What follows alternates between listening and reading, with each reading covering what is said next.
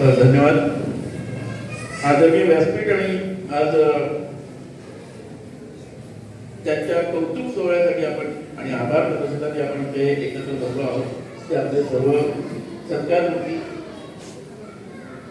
आणि तसंच माझ्या विनंतीला मान देऊन ज्यांनी स्वतःला समजून घेतलंय की मी आता मोठं झालो, लहान नाही म्हणून मी बोलत नाही. मला वाटतं सगळ्यात लहान तुम्ही लहान, मनाने सगळेच लोक लहान असतात शेवटपर्यंत, हा माझा विश्वास आहे. त्याच्यामुळे माझं आजचं जे निवेदन होतं तुम्हाला की मी वयाचा उल्लेख केला नव्हता, जे लहान आहेत त्यांनी शांत राहावे असा विषय होता. मी विशेष करून सांगू इच्छितो, 3 महिने झाले मला पुण्यामध्ये येऊन 4 दिवस, आणि जे कोणी रिटायरमेंट फंक्शन्स मी अटेंड केले आहेत ते एकतर कोणाचे केस पांढरे दिसत नाही, अतिशय हेल्दी वाटतं. म्हणजे असं वाटतंय की पुण्यामध्ये मी खूप लवकर आलो. कदाचित रिटायरमेंटच्या वेळेस झालो असतो तर मी पण हेल्दी मधूनच रिटायर झालो असतो. तर माझी अपेक्षा राहील की पुण्यामधूनच रिटायरमेंट घ्यावी की जेणेकरून असेच एकत्रित राहील गोष्टी. आणि मला वाटतं मी जेव्हा आलो तेव्हा ताई तुम्ही सांगत होत्या की आता वेळ द्या घरी सगळं एकदम, मग मी रिटायर होती म्हणजे सगळं. या 30 धारावाहिकची सगळी घटना काल्पनिक ही राहिली आहे. माझे वडील सुद्धा रिटायर झाले, पण मला माहिती आहे रिटायरमेंट नंतर आणखी जास्त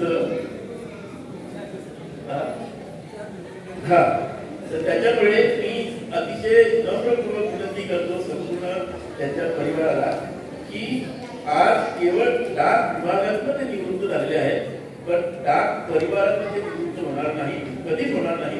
डाक परिवाराची योजना असं आहे ते असंच अखंडित राहू द्या, कारण कर्तव्यपूर्ती ही शेवटपर्यंत डाक विभागाची ओळख आहे आणि ती शेवटच्या श्वासापर्यंत चालते. त्याच्यामध्ये वयाचं बंधन 60 वर्ष पूर्ण झाले, या तारखेला झाले, आता तर त्याच्यामुळे तेवढ्या विनंती करू इच्छितो. बाकी शेटे साहेब, अडमळे साहेब आणि बारादे साहेब, आपण डाक विभागाला दिलेल्या सेवेसाठी डाक विभागाच्या वतीने मी आता सर्वांचे हार्दिक हार्दिक आभार व्यक्त करतो. आणि सोबतच आपल्या परिवाराचे जे सहकार्य तुम्हाला दिलं त्याबद्दल आपल्या अर्धांगींना सुद्धा मी विशेष आभार व्यक्त करतो की त्यांनी देखील तेवढं सहकार्य आमच्या डाक विभागासाठी आणि डाक परिवाराच्या उद्देशाने दिलं. की जास्त वेळ घेणार नाही, फक्त एक छोटंसं निवेदन राहील माझं.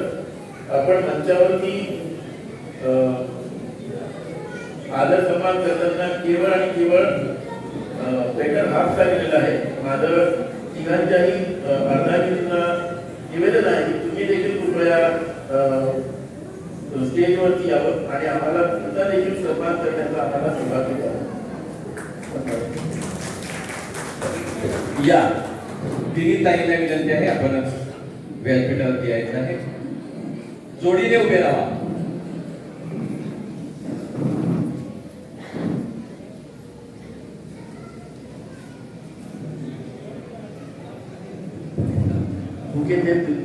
हा yes sir okay okay sir. हा बुके देऊन सन्मान करत आहेत महाजन साहेब. सर आपलं मूळ गाव मराठी पुणे अकोल्याचे सर. क्या बात आहे, सरांना पुन्हा आवडलेला आहे. आपण विनंती करू की सरांची सगळी सर्व्हिस पुण्यामध्ये जाऊ द्या आणि तुमच्या रिटायरमेंटच्या कार्यक्रमाला मला सूत्रसंचालक म्हणून बोलवा. या ठिकाणी सन्मान होतोय मास्टर आणि त्यांच्या सौभाग्यवती म्हणजेच आदरणीय बाळासाहेब अडसुळे आणि त्यांच्या सौभाग्यवती.